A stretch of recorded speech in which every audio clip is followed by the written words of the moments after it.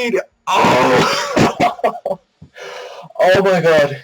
Guys, what do we keep saying about that fucking Magi greatness? I keep telling you about this fucking Magi greatness and fucking bombshells. Did I not, with you other reviewers, did I not drop those bombshells? Did I not predict this shit way before when we first had this shit with David? I fucking... This fucking man right now. This fucking man right now.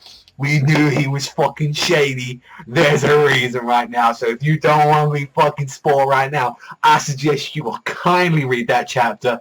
Come back here. I don't even give a fuck if you haven't read Magi before. You're reading right now. You're reading all 276 of those chapters right now and getting back here because we got some fucking talking about. So I'm gonna let you know already. 10 out of fucking 10. I'm gonna let you straight out now that because it was a fucking amazing, well done fucking bombshell. Like just everything about it was fucking just.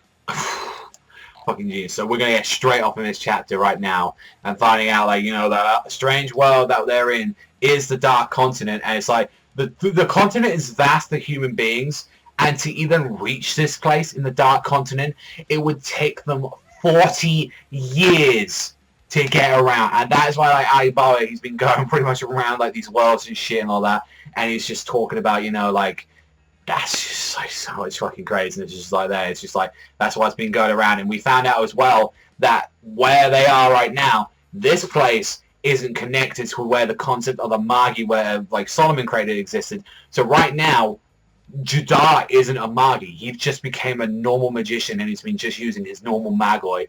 And because like he was just a sport, you know, trained brat, he wasn't able to build any physical strength in him. He wasn't able to, you know, do any weak. So he didn't do any training. So right now, he's just a weak, fucking pathetic little magician right now. And it's just like that's just how he is. And it's just like, well, and they started talking about the abnormality itself, and it's Il-Ilah, and just what we talk about Il-Ilah, and saying that it is connected already to our world. Like it's already like their planet is already connected to the god Il-Ilah.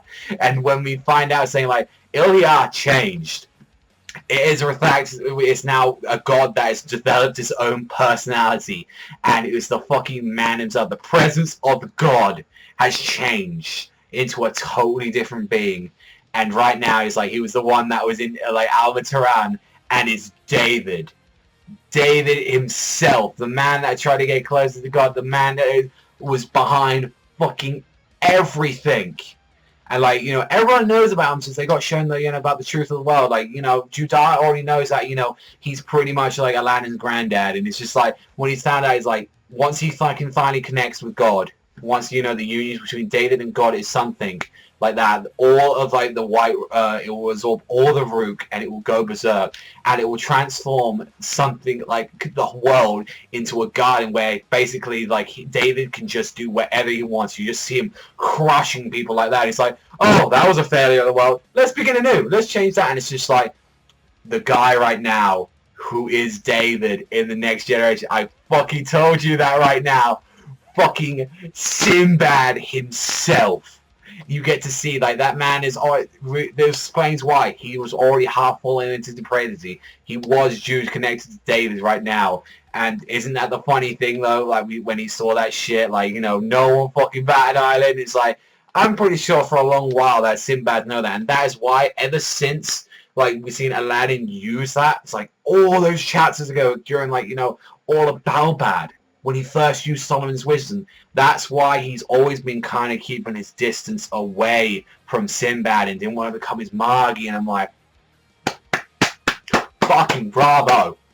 Fucking bravo. And just the rest of like just Sinbad arriving in front of Cohen's front doorstep with a fucking army, like Aladdin shitting himself, sitting here, and he's just like, what the fuck is going on? And whilst this is happening, the Origin Dragon is deciding to take Judar and also as well Alibaba back to their world, and that would be pretty much, they said it would be instantaneous, so they'll be pretty much coming back to the story more or less pretty much soon. But it's just like, oh, I don't give a fuck. This was fucking godlike. Like, I had a feeling that that's what was going to happen, and it's like, Gyokuen wasn't the one that's been like trying to plan all this shit all this long. It's been all fucking Sinbad all along. This is why, this explains, like, from the start why Sinbad was such a big, rare character. Because why everyone started losing it when he was born is because he was such an abnormality, because he's the fucking guy, the reincarnation of the man himself that tried to fucking take God and fuse with it. Like, the fuck? Like, this shit just went fucking insane. I mean, this was just fucking godlike. I don't use that word enough to describe Magi, but literally, this chapter was fucking amazing. This is probably one of my... If I put this in the top 10 chapters of the fucking year, this would be there. Magi be there. And this is why, people, I keep saying that Magi is one of my favourite mangas. It's one of the best ongoing series out there, and I fucking love it when it does shit like this, because it drops bombshells, has crazy action, great characters, and it's just like, oh, so goddamn good. Like, I love it so much. It's so goddamn good. Oh, such, like, but now it really does beg the question, like, how long is it going to take for, like, Alibaba and Judar to get back? What the fuck is Sinbad going to do right now?